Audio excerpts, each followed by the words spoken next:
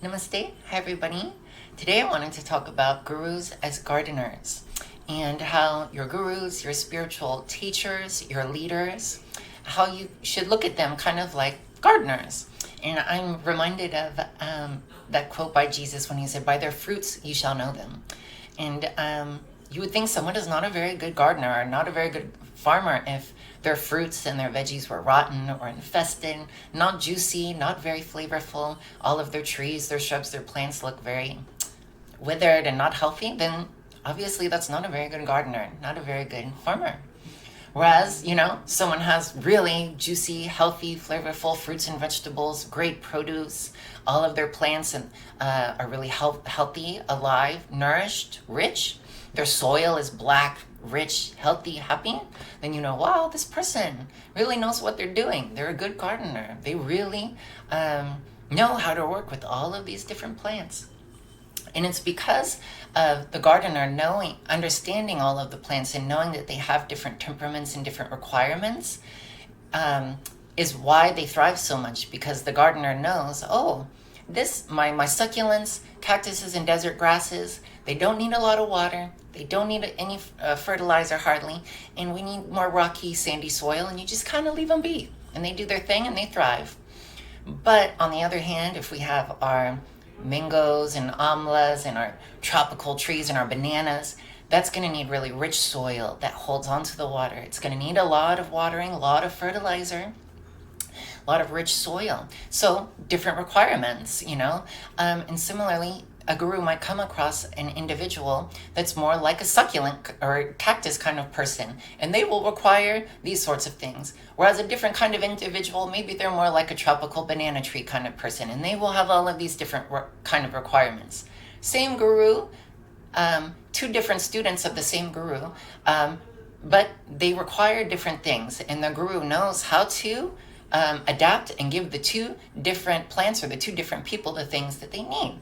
This is so important to recognize because, especially, I'm not so sure standardization is like that good in many areas of life. I'm sure it is appropriate in certain instances and dimensions, but for spiritual and religious life, standardization is not so good. It's actually really dangerous, I think, in like chains and burdens the individual. So those spiritual teachers and religious leaders, I think, that take a standardized approach aren't very effective. And I think you can see it because typically those are the people that have like really kooky kind of followers, or it's like culty or fundamentalist or just weird. They're all just kind of like in some hypnotic state. Maybe, I'm sure you've met people like that, whether it was well, I don't need to name them. There are plenty of silly culty groups out there. But their teachers just give everybody the same standardized approach, and everybody just kind of becomes a zombie to that one idea or ideology.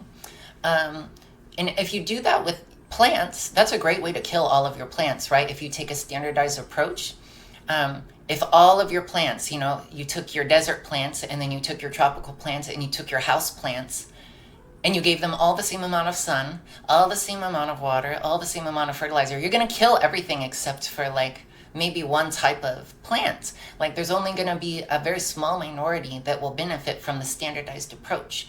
Whereas if you took the individualistic approach, where there's the understanding that there is the different temperament and nature there, and you just work with it to nourish that, then those things will on their own, they'll just thrive. So similarly, like with the guru, look at the people around them. Look at this. They're either their students or the sangha, the congregation, what have you, and look at the people. Like, are the people growing? Are they learning? Are they evolving? What do their lives look like? It's not to say that that they will have pristine or perfect lives, but the issues and the obstacles that they have, because we all have them, whether we're spiritual people or not. Like, we all have our issues, but the spiritual or religious person supposedly is supposed to have a different approach and a different perspective, working dealing with those obstacles and issues. Whereas someone just, you know, in material consciousness will look at a problem a certain way. A religious and spiritual person is called to look at things from a higher perspective, and looking beyond the surface level of things. So I hope that makes sense. Yeah, the gardeners and gurus, I think, are very similar, and that, or at least the good gurus, I think, are much like the good gardeners, in that they understand that all of these different people that are coming to them, it could be American people, Indian people, Hindu people, Christian people, atheist people, all of these different people coming to this teacher or this guru or this person for guidance, or for answers. If they really know their stuff, they'll really be good at working with all of the different types of people that we have. So I hope that is, I hope that makes sense and is helpful and might help you find good, proper, like genuine spiritual leadership, and good, like spiritual communities too. Look at their fruits. Taste their fruits. If it doesn't look good, or if it's rotten, or if it's awful, if you can't even taste it because it smells so bad, then then you know it's not good. So similarly, we need to look at people, and the religious leaders and people in those like leadership roles and positions, gurus, very carefully like that. And that can be your litmus test. Their fruits, the people that follow them, their students, the communities, the sanghas. That's what you can look at to see if this is someone that really has something here that could benefit me, and I could really grow, just like a little plant would be nourished and grow big and strong under, the care of a really great gardener. Okay, that's all for today.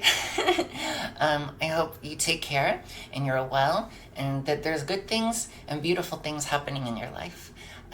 Until next time, bye. Jai Shri Krishna.